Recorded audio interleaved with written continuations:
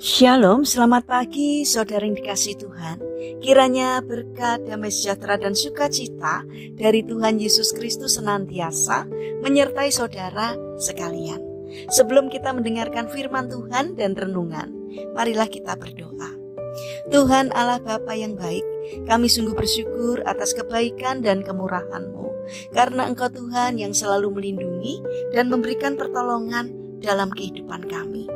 Jika saat ini kami akan mendengarkan sabda firman-Mu, kami memohon Tuhan mengurapi kami dengan Roh Kudus-Mu agar kami dapat mengerti dan memahami apa yang Tuhan sampaikan kepada kami.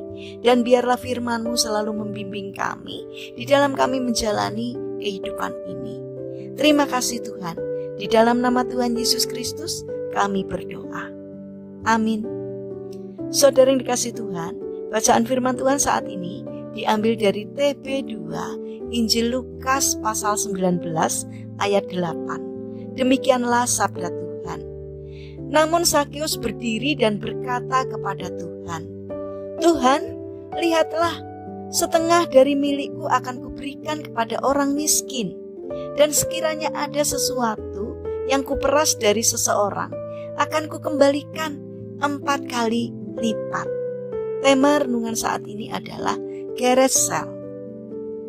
Saudara yang dikasihi Tuhan, ada satu kebiasaan yang dilakukan oleh orang-orang yang tinggal di Vancouver, yaitu di acara garage sale. Terjemahan bebasnya adalah penjualan di garasi. Garage sale dilakukan setiap musim panas. Banyak keluarga berusaha membersihkan gudang dan seluruh rumah mereka dari barang-barang yang sudah tidak berguna lagi. Barang-barang yang tidak terpakai lagi itu dikumpulkan dan dibuang dengan cara dijual di depan garasi rumah mereka. Biasanya barang-barang yang dijual itu pun masih dalam kondisi bagus, tetapi barang-barang itu sudah tidak diperlukan lagi oleh keluarga tersebut. Saudara yang dikasihi Tuhan, dalam kehidupan kita pun banyak sampah yang tanpa sadar terus-menerus kita timbun. Tanpa sadar sampah itu mulai merongrong hidup kita. Ada 2 sampah yang perlu kita perhatikan, yaitu yang pertama, sampah karena dosa kita. Timbunan dosa kita bisa membuat kita terjerat. Efeknya bisa sampai pada kehidupan kekekalan kita. Oleh karena itu, perlunya kita membuang hal-hal yang keliru atau dosa yang masih terus kita nikmati. Contohnya, seperti kesombongan, ketidakjujuran, kebencian, keserakahan, iri hati, mau menang sendiri, membuat orang lain menderita, korupsi, dan lain-lain. Jangan sampai dosa menghambat rencana Tuhan yang luar biasa di dalam hidup kita. Sedangkan yang kedua adalah sampah sisa-sisa penderitaan masa lalu yang menjadi penghambat kehidupan kita saat ini. Sampah itu bisa berupa luka-luka batin yang masih terus kita simpan hingga sekarang. Karena itu lepaskan pengampunan kepada orang-orang yang telah menyakiti kita di masa lalu. Saudara yang terkasih, mari kita perhatikan ucapan Zakeus dalam bacaan ini. Tetapi Zakeus berdiri dan berkata kepada Tuhan, "Tuhan, setengah dari milikku akan kuberikan kepada orang miskin, dan sekiranya ada sesuatu yang kuperas dari seseorang, akan kukembalikan 4 kali lipat."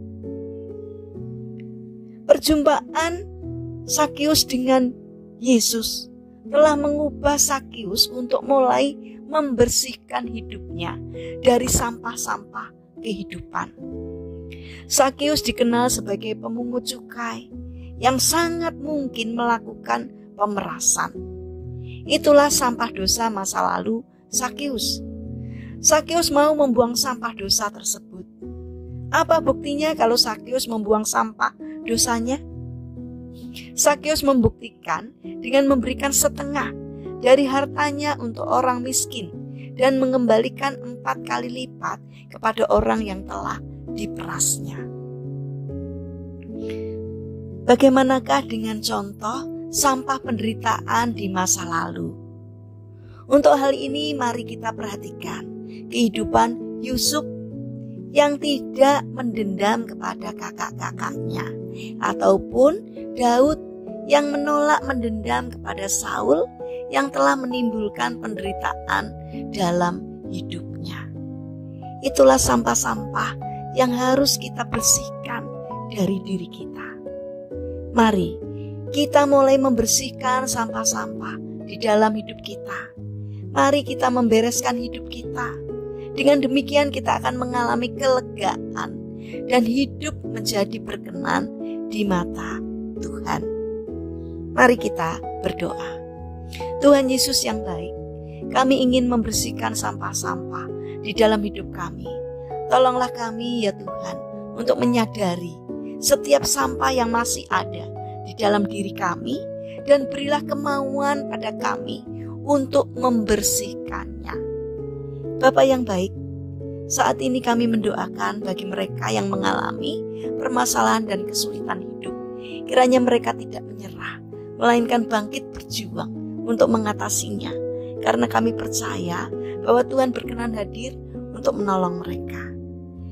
Kami juga berdoa bagi mereka yang sakit. Kiranya Tuhan memberkati setiap upaya yang dilakukan. Kiranya Tuhan juga berkenan untuk menjamah dan menyembuhkannya. Bapa yang penuh kasih, kami ingin menyerahkan untuk setiap rencana aktivitas kami hari ini kepadamu. Berikanlah ketekunan dan juga semangat kepada kami dalam menjalankan karya kami hari ini. Kami mohon kiranya Tuhan yang menolong dan memberkati kami. Terima kasih ya Bapa. Kami serahkan doa ini hanya di dalam nama Tuhan Yesus Kristus. Amin. Puji Tuhan, saudara yang terkasih, kiranya firman Tuhan dan renungan hari ini dapat menjadi berkat bagi kita semua. Haleluya.